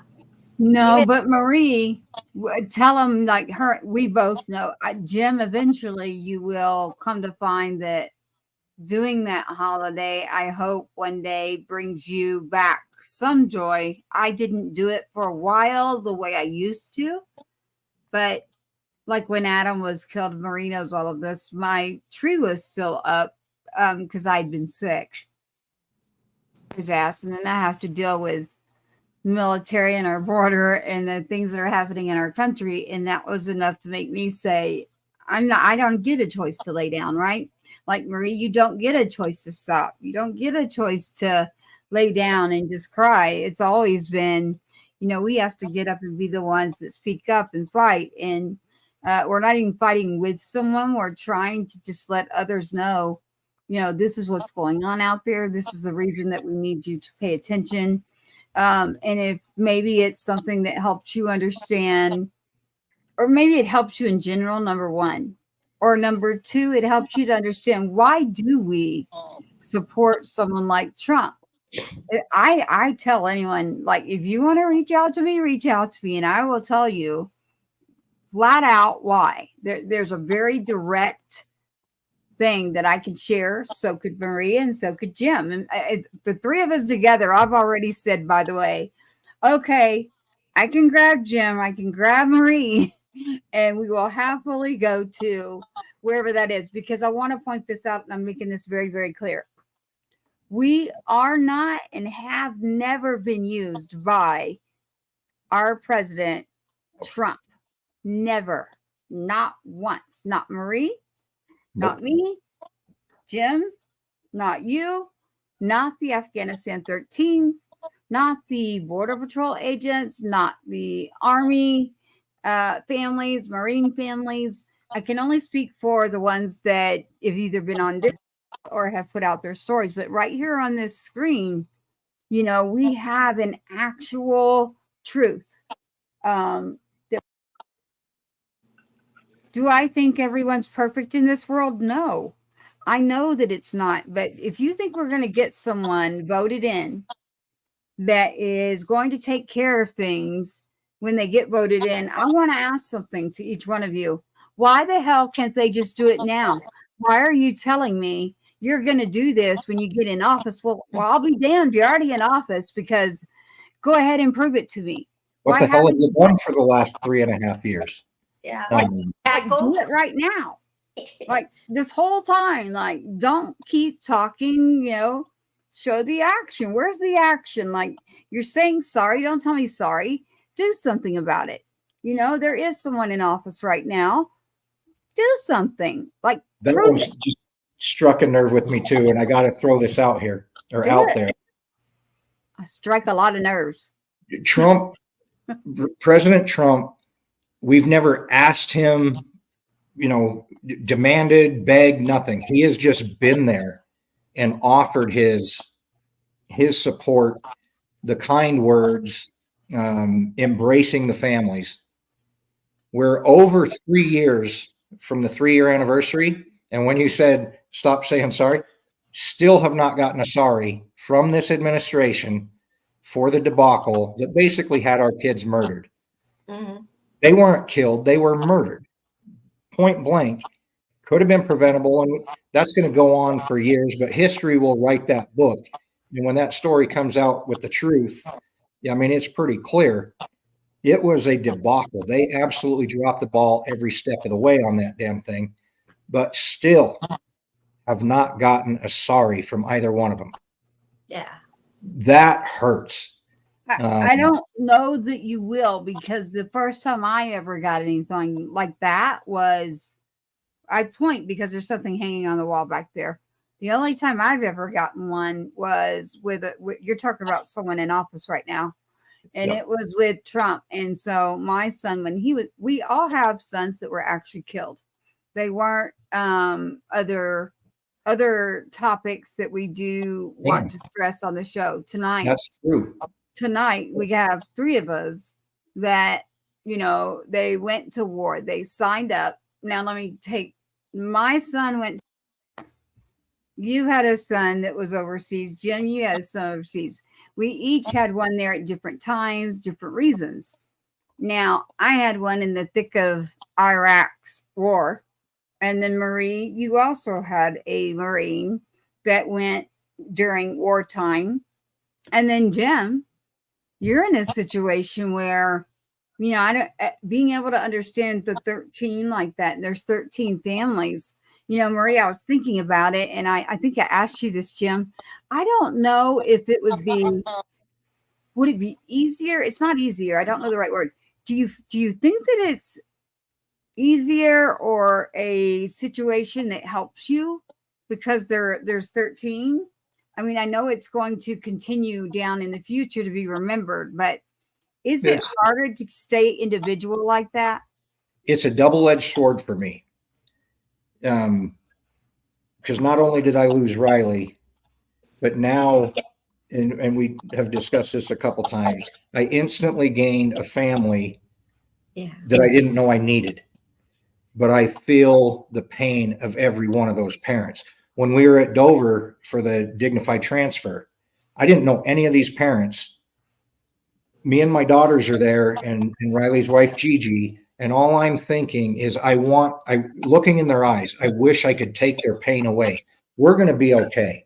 We're from Wyoming. I was raised tough and whatever. And for whatever reason, I'm looking at these mothers and some of the fathers, and all I wanted to do is take their pain away. That part is really hard, and I still do it. And I think that's why my relationship with these parents is so good, and where that bond has just absolutely been. I needed it more than I knew. I needed that family to get through the shit that I'm going through. Had it just been Riley, it would have sucked, obviously, but it It was the different circumstances and whatever. Had it just been Riley, it might have been easier for me to accept that, suffer with that on my own, and then move on. But he is part of something so much bigger. And for whatever reason, these 13 kids, they're going to change the world one way or another. And I keep looking at it. It's like there's no way that these 13 kids, and some of them friends. Riley had his best friends in the Marine Corps died right next to him. So there's something bigger going on with this than I know. Somebody upstairs is there's a plan for this, and there's a reason it happened the way it did. So yeah, it's a double-edged sword for me. Yes, it would have been. I think it would have been easier if it was just Riley, but because it was 13.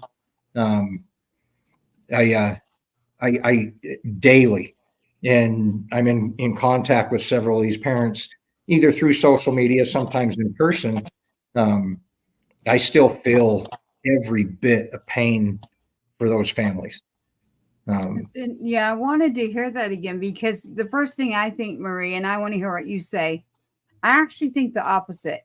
Because, you say the 13 and I have to go, wait, we want to add in, all of those that have been serving and are gone. And there's a lot of reasons, and I don't want to go down that road. But it's very unfortunate that we're even having number one. Number two, I don't like the ranking system of whose kid fought better, whose kid is the picture and a poster board. And I don't mean just a kid, it could be a father, a mother. So that's a hard one for me. We did an honor show for Afghanistan 13. I would never not do it. And I would also do it for the others. So only on my side would I say, man, I probably would wish that there's more, but I don't want more people to be gone. So that's a rough one because there isn't anyone else that can relate to that day, what happened, or before that day when you got a kid over in Iraq and you've got stop loss, stop pay.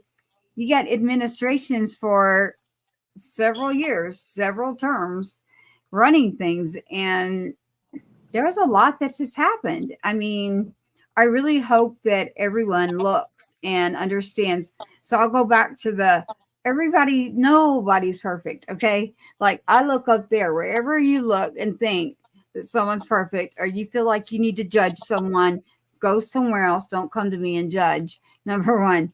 Number two, I don't believe that one person is better than the other, except if someone's more qualified, but yet you may not like their personality may be a little more abrupt, or your personality just doesn't fit as well with them, but they're the better person for the job, or there's something that someone might have said sometime And you're going to go based off of something like that rather than look at what's going on.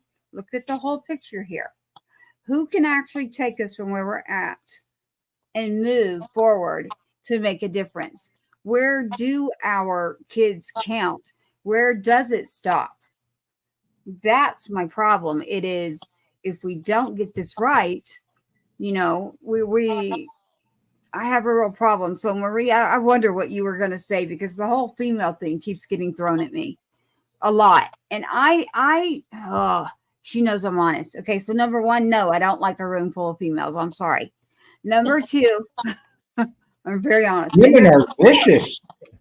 No, I mean, it's just the truth. I am all day long, and I want to do that, and I want to support, and we should each other. But you also need to just support that I have my own set of values and things that I go by. And if you can't accept me in my own beliefs and what's happening to me, then I don't need to injure myself any further by putting myself in a room where all it's going to do is the physical tear down of me is already there. You can't hurt me any worse than you've already hurt. I'm hurting. My son's gone. You can't do anything else to me except for maybe one thing, and it's take away our family. So I have had to learn the hard way, honestly, that yes, do I want to support females? Of course I do. Do I want to empower them? Of course I do. But do I also want everyone to understand that there's common sense? There is a time for everything, right? Let's look at this. Can there be a female president, one day? Of course. Yes, of course. I don't disagree with that. Right now, we've already had one in there, and look where we're at. It's not working. Look where we're at. So I want to say, Tracy the Fort, I usually don't say my name. Sergeant Two Step is what I normally say, but there you go. I definitely do. And next Wednesday, we will have someone on who has agreed to come on and talk to Jim and one of the other fathers, Marie. You could probably figure it out, but on a back channel, Marie, I'll give you a message. He's in, by the way. Oh, he's in. Yes. Okay. Well, Marie, we got a lot to do this week to make sure people watch next Wednesday. So everybody, you really need to tune in to next Wednesday. Did I say Tuesday? Man. No, you said Wednesday. Oh, good. All right. Wednesday Warriors, because we're at a Thursday right now. I know which day it is. So today's Thursday, and we don't normally do Thursdays, but with Javier Vega Jr. and the anniversary, there was no way when I was looking at this and we were going to record it. And I said, there is no way in my heart, knowing what today is and it being an anniversary, that I am going to let that sit and come later. In my heart, there was no way. So shuffling at the last minute and changing things, I will always do that to get out the betterment of the good. The individual right there that keeps staring at me with the Goldie's the dog. We just lost Goldie, by the way. So that's hard too.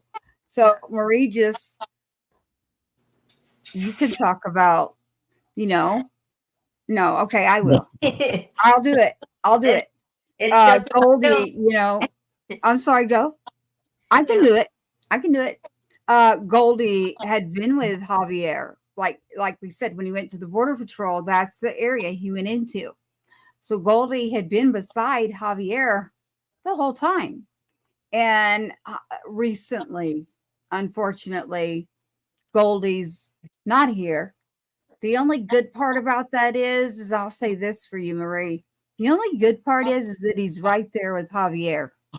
So he may not be at your house, but he is with Javier in his house. So I wanted to point that out because I do know that. Marie, I have something for you here, and it's puzzled me for a while. I went to Gold Star Family Day was Sunday, and even Jim, he was like, Gold Star Family Day, what are you talking about? And I'm like, yeah, there's a day, and it's on this day. So he's like, oh, I didn't know. And I'm like, well, no idea. I'm going to grab a hold of you, Jim, and we're going to make sure that we get things right. You're in good company right here. I went, Marie, and Marie knows that for a long time now, I don't really go to things. I don't go anywhere. I mean, I literally don't. So it's very rare unless I'm working on making a difference, making a change, or taking care of my kids. I don't need to be somewhere to be seen. I do this because I've got to get out information, and other people coming to us. It's great. There's a lot of good ones, but there's also a lot that really wouldn't understand. And I thought, you know what? Marie and I have probably done 4 minimum together, but we've done it for other stations. And, we don't have that footage anymore. And, I was like, listen, nobody ever even asked my resume or asked anything, but I kind of used to do this before, my life got turned upside down. So I'm trying to do less about me because I know Marie wants me to do the talking here, but Goldie was right there with Marie the whole time until very recent. So, Marie, I have something though that, I want to ask you about because this was said to me. And actually it was live and it happened last night. And Jim, you were there. And I don't know if you know where I'm going, but there was something said by a mom of Marines. And we had Army, Marines, we had them all in here last night. And when she said it, I went, wow, I never even thought about that. She said, if our kids are not killed a certain way, they don't get honored a certain way. And I said, okay, I know where she's going, but I don't want any of us to define that because we don't do that on this show because that's nonsense. Okay. 2 words, active duty, boom, you're done. That's the Department of Defense. That's the military. You go by the military. Don't go start Googling nonprofit stuff and all that. But she she let me know, and she told it to you too, Jim. There is something here in Texas, and I can't remember the name of them. They honor the dogs that have been serving with service members, but they won't even honor her son. So she was like, I don't understand why they'll honor a dog. Now, I'm a dog lover, so I'm glad they're doing it. But she did make me stop and think when she said they'll honor the dog, but they won't honor my son. And that dog wasn't over there. That dog was with the unit. So why would they honor a dog and not honor my own kid that took an oath, foreign and domestic, and was serving? And I didn't even know how to answer that one because when that one hit me, I was like, that's a first for me. What would you say about that? I didn't know what to say. I don't know. I'd be in shock. Yeah, I was, and I still am. I still don't have an answer to that one, except I want to point this out because I know, look, I'm a dog lover. I got my boxer here. Marie is too. I know, and you, Jim. Yep. But Goldie's right there staring at me nonstop. And I do want them to be honored, but I still can't get over the fact that she pointed that out to me, that we can do this for animals, but we can't include our humans. Yep. And that was the first for me. I was like, oh my goodness, how do I even answer this? To process that as well. Yeah, Jim, you were right there. I mean, I was like, I didn't know how to answer it. I love that the dogs are recognized. Yeah. Absolutely love that. But holy cow, it's like, whoa. I had never heard that, and I didn't know that. Neither. Yeah, that's a lot to process and try to figure out. And I'm with you. You served when you were active. That's it. That's it. What more needs to be said? Yeah. And honestly, in a lot of cases, if you served admirably, where is the question? Where is the distance? Why? Yeah. Because as brothers and sisters in arms, they would not do that. So I just really want to put the message out there that, that was a first. So yes, I didn't really answer it last night. I just probably looked like I was like this now, like I think I ducked my head because I didn't know what to say. Wow. I was speechless, and I'm not usually speechless. So I didn't like it either, and it's here in Texas. So I'll have to get with you on who it is. She actually mentioned the organization for dogs, and I want to say it was Champion something, or I can't remember the name of it. I didn't write it down, and I But can't it's remember. out of Texas, and they honor the dogs that have been serving. And so Marie would know more than I would in this area. So I couldn't. Never heard of it. I haven't either. So I hadn't either.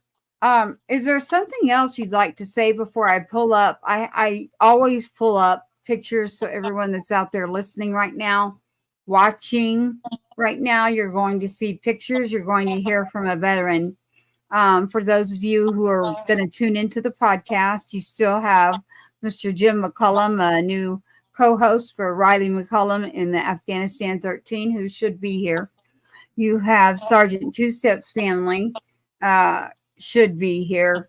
Ranger RLTW. I changed it to MLTW, meaning moms. Don't send me a message. I'm joking. Then we have Marie Vega, mother to Javier Vega Jr. tonight, on a night that is very, very, very hard to take in when those dates come to us. So, Marie, what else would you like to tell us about Javier? Because what I'm about to do is pull up some pictures and pick his song. But you're going to do that. I'll do the pulling up, but you're going to get to pick the song. But those of you that are going to listen to the podcast, go to YouTube and try to find the video. It's very, very easy. Just go to Patriots Inside the Wire. You can still go back on Facebook tomorrow. If you want to look on social media and not at a broadcast, it'll be on everywhere you can get a podcast. It's still going to be on YouTube TV, Amazon. I mean, anywhere you can possibly get this. And so I was happy, Marie, I had to pay to make sure I didn't end up working with someone that would say I couldn't say something. After having some kids that are serving and aren't here, it's a tough thing to try to tell us what we can and can't say. So, you know me very well. I can do that. I'd be the last person to go to jail, but I might be the first if it's something in regards to. I'm gonna not finish that sentence and say that thank goodness I do have my faith. That's what works for me. But Absolutely. Would I want something else back? Yes, but I wouldn't want it if it came with bad. I really am so tired of people tearing down each other. It's unbelievable. I think we need to take a step back and remember some very simple guidelines in life. And it's not hard. And it's honor, respect, agree to disagree, and remember. And be careful, please, in what you do, because not even just as on the screen. Let's say you're going through anything in life. It only takes one thing, one person to do or say something that literally can push you over the edge. Yeah. And I don't want to be the person that does that. I want to be somebody who's going to make a change that keep people safe.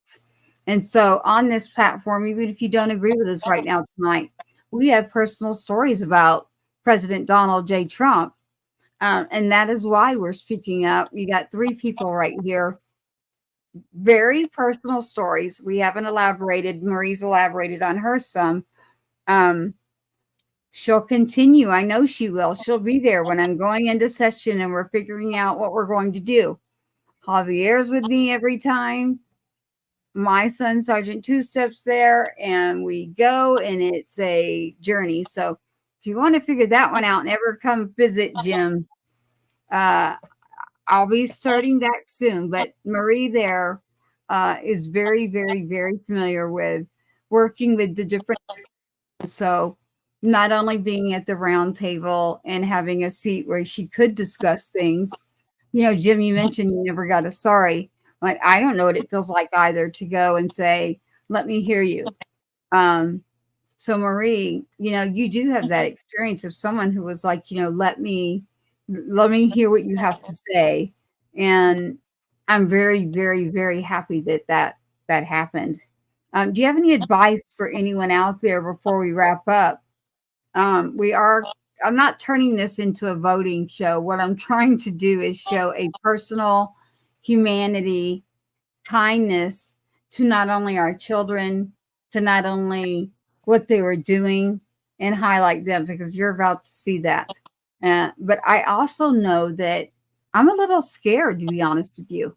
I want to make sure that if I have this platform, which is yours too, literally both of you on this screen, that we can't be afraid. We have to speak up. We have to put the truth out there. And the truth is that the only person that ever acknowledged, did anything, and made a step that was a big step, but when they were thrown out, so was I was like, oh, you're kidding me. I got to start all over. I can't even get a reply from any administration right now. So, you know, this is why I keep saying we are only, man, we're down to 3.5 weeks. Literally 3.5 weeks. So it is October 3rd. So actually, yeah, we're coming, we're less than a month away. And I want our voices right now heard. People are about to go vote. I'd like to hear what you want to say. Not only are we about to recognize Javier again, everyone out there, but I want to hear what you want to tell them, because really this is going to be our last shot right now to say what we want to say and make sure they understand the human side of this, not just a voting number. I don't know, just get out and vote, and don't vote just because you want to see somebody in office that's a female. Vote for the person that's working for both sides, not just one side. Yeah, you get a lot of promises of free stuff, but is it really free stuff? Who's paying for it? We all are. We're all paying for it. So there's nothing wrong with hard work. There's nothing wrong with, you know, getting up every day and working. You know, remember the values that were instilled in us when we were growing up. A lot of us had amazing parents, and somehow, some way, some of us got away from that, and that's sad. But, and another thing, don't bully. I've had to deal with bullying, you know about it. And I understand why people commit suicide. You know, some of us are in dark places, and when somebody comes along and starts bullying you and calling you names and lying, making up stuff, that pushes people over the edge. But, and thank you guys, thank you both for having me on the show. Jim, it was a pleasure meeting you, and again, to both of you, I'm so sorry for your loss, both of you. No, you're here as the guest right now, Marie, but it's just as much your platform as it is mine. Jim, before we get into what we're going to show, Marie, do you have words? Because we are now, Jim and I will be back to you with a pretty strong show next Wednesday. So a lot of people are going to tune into this in the morning. That's what happens. They get up and they find the show because it's there. So they're going to see this probably tomorrow and the next day, and that's usually what happens. Or you're on your way to work and you want to listen to the podcast, you're coming home tomorrow, Marie, you can listen to your own podcast if you want. Okay. And I actually want people to hear this. So Jim, what are your words? We're down to less than a month. I don't want to convince anybody how to vote, who to vote for, anything of that nature. But I would like to be able to persuade people to take a look from 30,000 feet. Look at the bigger picture. See where the world is.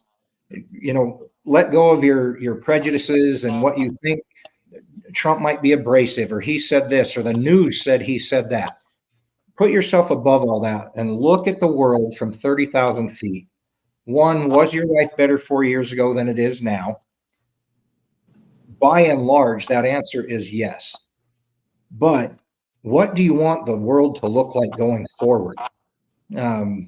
And take an objective view and really do some soul searching. Quit listening to the media, quit listening to what your friends say, but look inwardly. Have some introspect. What do you value? What do you want as a person? And cast your vote accordingly. There's a lot of things about President Trump that people do find off-putting, or he's a New Yorker, for crying out loud. He's got that Don Rickles effect, but he's real and he's genuine. And if you can take that bias that the media has told you and get rid of that, and you're not picking someone that you're going to marry, you're not picking a prom date, you're picking someone that is going to run the country in the best way for all of us, not Republicans, not Democrats, not independents, for all of us. And he's already proven that. He's got a record to run on, and a record that you can look at where he did. The economy, the strength of the border, and so many other facets that were so positive and so good that I just want people to look what is going to improve your life, and cast your vote accordingly. That would be my best. I agree with that. I do not want to persuade someone, but I do want to give them the truth. I do want to give them the information, and I do want to educate. So I know what I'll be doing. And I have a really close friend. I have lost you. You mentioned that, Marie, my brother recently, not long, to someone I never would have expected that I helped raise, taking his own life. And then I have lost count. I've literally lost count. It's really bad. Too many people are gone. I still have Marie. I still have Javi. I still have, so much with her. I can't wait for you to see Cash. Cash is Sergeant Two Steps' little brother, and I like him to see the positive sides of why the heck did he join? I mean, right now what he's seeing is not the positive side of what I want him to see. So, and then I also have a daughter that when they go off to college and you've taught them all these things, they come home and it's like, what happened to you? Like, no, not in this house. So if you don't like because someone said a word, someone kind of is off-putting, or maybe they made a remark you didn't like, and you're not looking at their work, the resume of what they can do, does that mean when you go work somewhere that you're actually going to hire the person that looks the part, the person that you think, how in the heck, I wouldn't put them in a ring with anybody in another country. Now, am I going to put someone else in that ring that's going to be there to say, I don't want a World War III, number one. I don't want my kids. I don't want our own tragedies to spread to other families. And unfortunately, what I want you to do is look up your information, pay attention. I want you to look up gasandgroceries.us. We'll have that on next Wednesday. Put in your zip code, gas, GAS, gasandgroceries.us. Again, gasandgroceries.us. Put in your zip code. When you do that, you will see the inflation in your area of what's going on with milk, eggs, food. These areas that we're trying to convince other people aren't going on in the world are things that we need to point out because they really are happening. Again, one thing we'll bring up, and I'm going to get to, I'm looking at the time there. I have messages here about helping in North Carolina But what I'd like to do is finish with Javi. So I do like the personal names. Okay, so Javier Vega Jr. And Mrs. Marie here, my sister here. I'd like to finish this part. I know she has to get up, and I'm watching the time here, and I'm going, we need to get her some rest. So thank you, Marie, for coming on. Thank you. Please give Javi, which is Javier Vega Jr.'s father, a big hug from us. Keep fighting. I know it wears you out, like the health side. It's doing the same thing to me. We will find ourselves again in a position where we can go no matter what. I don't care who's in any office, to be honest with you. I care who's in there, but I mean, I'm still going to go and take care of things. I just hope we get it right this time. So, and I'd like to leave it with, if you say you're going to do something and you've already been there for years and you never did it and you still can't do it while you're running, which you really could right now, say, okay, watch. I'm going to go do this, this, and this. Do it. Come on, do it. But then again, maybe don't, because you might do it in a way that's really going to screw us up. So I'm kind of glad you haven't done anything.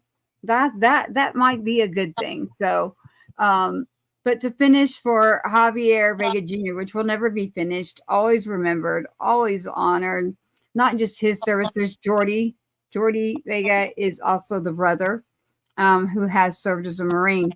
Marie, here at the end, and I'll get with you more on, I hear an echo. I'm wondering if it's only because of Facebook or something's open, but you have a selection here. And we have some veteran artists who always support. And we have Brooks Herring, who is very supportive of the show. We have, I call him Doc. It's Malachi. We have Olive Label 22. I'm going to give you a couple of names and you're going to pick. And it's Brooke Herring, and it is One Hell of a Woman. Brooks Herring. It's Brooks with an S. And you got to add it to your playlist, everyone, or a veteran will not get credit. Same as the show. Patriots Inside the Wire has to go on your playlist, even if you don't ever look. If you don't listen, I hope you do. But even if you're not, at least add it to a playlist. You're going to at least help us move further down to where we can get our message out. We drain our own pockets here. You've got Coming Home, The Good Parts. You've got For Those That Remain. Now, that's a different singer. That's Malachi, and Wallet Size. I love a couple of these others in here, but I already know they wouldn't be the ones I would want to play for you. So I'm going to go with Brooks Herring. And you can choose One Hell of a Woman, The Good Parts, Coming Home. And some of them aren't even what you think. I think the first One Hell of a Woman. I knew you were going to say that. I think it's perfect. So we're going to play this, and that's what we're doing right now. This is Brooks with an S. Brooks Herring. Look up Brooks Herring music, please. Please add it to your playlist. This is a veteran that supports Patriots Inside the Wire. He supports Gold Star families. He supports Border Patrol. If you take a minute here and you've gone to look at the show, all you have to do is look above Jim McCullum's head right now. He's the father of Riley McCullum. Right now you see him. But what you'll see right now is Patriots Inside the Wire has every badge, every symbol you could possibly get. And even Patriot Fest, our own concert, and UFC, MMA, MC ride that we're working on. So we've got a lot going that I've got to get you updated on, Marie. So what we're going to do is Brooks Herring, please add him to your playlist. We're going to go down here and we're going to let you see something about Javier Vega Jr., his family. Thank you for being on. Stick by. Please don't log out until we have this for you. We are going to play Brooks Herring's music right now, One Hell of a Woman. And I want you to see what I'm pulling up. So find the show, please.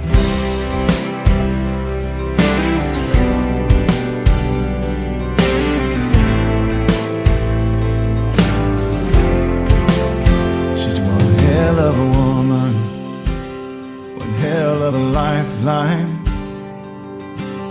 only one I've ever known who could change my mind.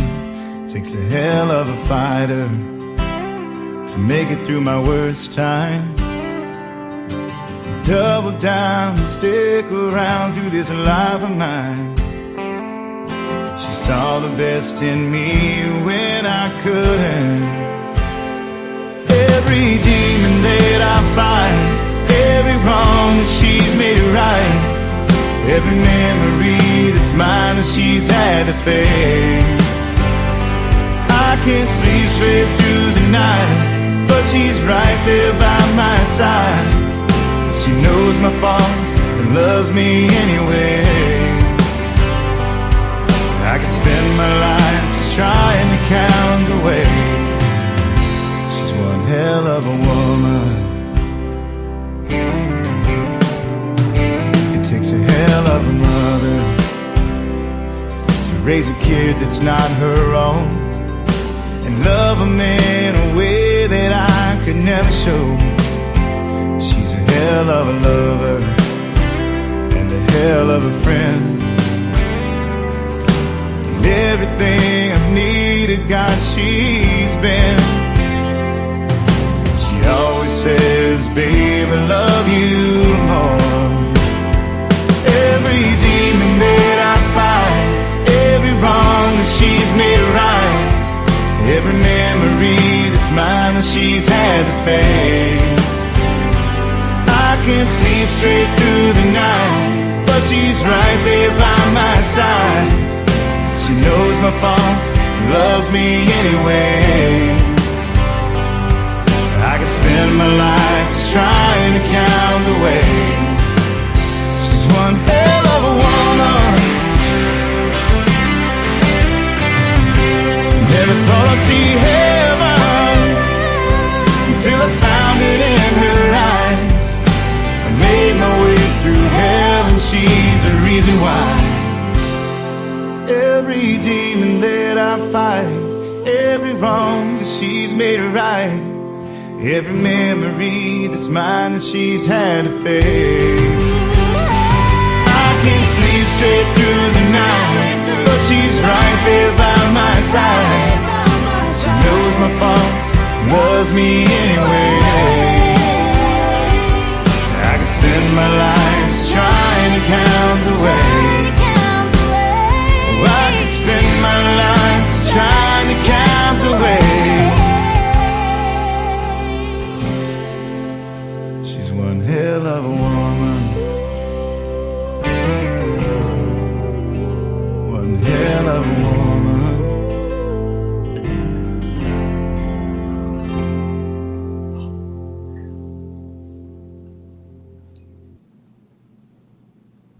Brooks Herring, this is a picture we have standing up here for you. This is Border Agent Javier Vega Jr. Rest in peace and to watch. Thank you so much. Let me pull this back up for you. And see Mrs. Marie, the mother of Javier Vega Jr. I was very happy to have both of your boys right here in a picture. And I'll keep them here. And Marie, there was a reason that I showed the picture. Look at this. It's so funny. I mean, I almost look like twins. But then there was another picture, Marie, and there's a reason I wanted to show it, because we do want to make sure these appeals, we want to make sure that people like this that we're letting into our country, that we better stop and think again, because that happened before Title 42, that Javier Vega Jr., he should be here.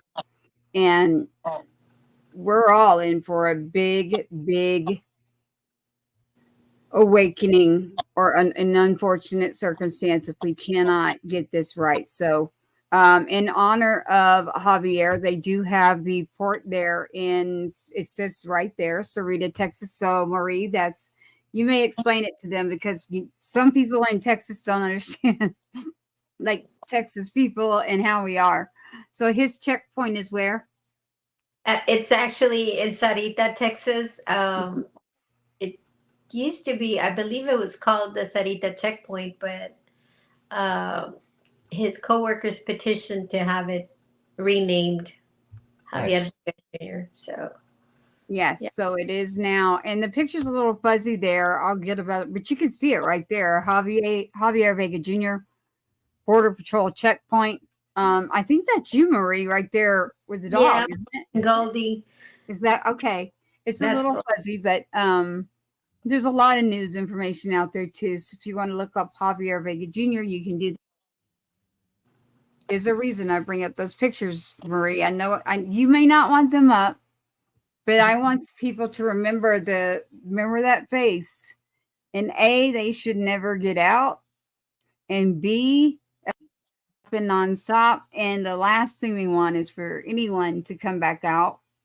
But you really don't want to let someone else back in. And I hate to tell you all, but we've already let in a lot. So there's a lot to clean up. But in honor of Javier Vega Jr., not only a Marine, our Border Patrol agent, this person immediately knew that is Javi right there. That is Javi, the father, who also this tragic, unfortunate situation should not have happened.